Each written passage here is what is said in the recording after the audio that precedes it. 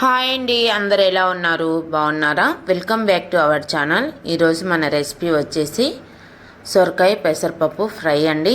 ఈ సొరకాయ పెసరపప్పు ఫ్రై అనేది చాలా బాగుండిద్ది, హెల్త్కి కూడా చాలా మంచిదండి. ఈ సమ్మర్లో ఇలా సొరకాయ పెసరపప్పు ఫ్రై చేసి పెట్టండి, ఒంట్లో వేడి మొత్తాన్ని తగ్గిస్తుంది. మరి దీన్ని ఎలా చేసుకోవాలో చూసేద్దాం.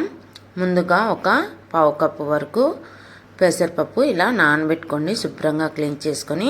అదేవిధంగా ఒక లేత సొరకాయ తీసుకొని దీన్ని పైన చెక్కు మొత్తం తీసేసి చిన్న ముక్కలుగా కట్ చేసుకొని వాటర్లో వేసి పెట్టుకోండి. ఈలోపు మనకు పెసరపప్పు కూడా మంచిగా నానిపోయి ఉంటుంది. అదేవిధంగా 3-4 పచ్చిమిర్చి, 1 ఉల్లిపాయ సన్నగా కట్ చేసి పెట్టుకోవాలండి. 2 రెమ్మలు కరివేపాకు పక్కకు తీసి పెట్టుకోవాలి.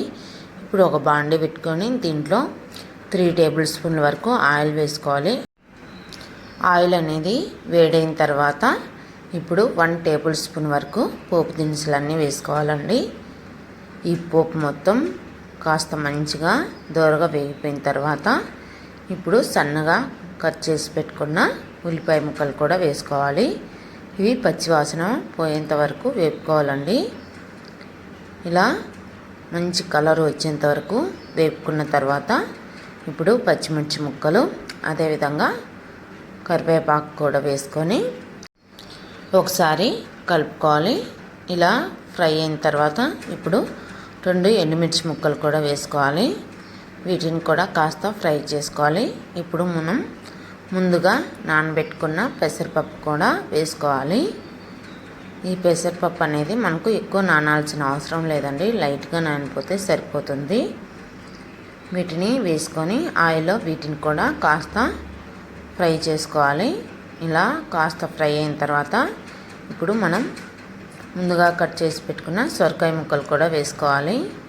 అదేవిధంగా రుచికి సరిపోయేంత సాల్టు, కొంచెం చిటికెడు పసుపు వేసుకొని ఒకసారి మొత్తం బాగా కలిసేలాగా కలుపుకోవాలి.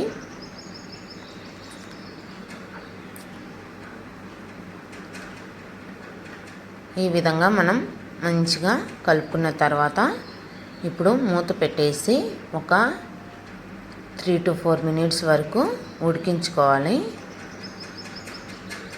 ఈ విధంగా మనం ఉడికించుకోవడం వల్ల సొరకాయలో ఉన్న వాటర్ మొత్తం బయటకు వచ్చేస్తాయి.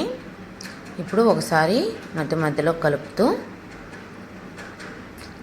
మూత పెట్టకుండా ఒక 5 to 6 మినిట్స్ ఇలా ఉడికించుకుంటే మనకు సొరకాయ పెసరపప్పు అనేది చాలా మంచిగా ఉడికిపోతుంది. ఇలా ఉడికిపోయిన తర్వాత ఒకసారి కలిపేసుకోవాలి. ఇలా కలుపుకొని ఇప్పుడు మనం దీంట్లోకి పొడి ప్రిపేర్ చేసుకోవాలి. కొంచెం పచ్చి కొబ్బరి, అదేవిధంగా కొంచెం కారం, కొంచెం సాల్టు, వెల్లుల్లి మొత్తం మిక్సీ పట్టుకొని వేసుకోవాలండి. ఇలా వేసుకొని ఒకసారి మంచిగా కలుపుకోవాలి, మొత్తం బాగా కలిసేలాగా. ఇలా కలుపుకున్న తర్వాత మనం ఫైనల్గా కొంచెం కొత్తిమీర తరుగు కూడా వేసుకోండి. ఇక్కడ నేను వేయలేదు, అంతేనండి. ఎంతో టేస్టీగా, చాలా కమ్మగా ఉండే హెల్దీ అయిన సొరకాయ పెసరపప్పు ఫ్రై అనేది రెడీ అయిపోయింది.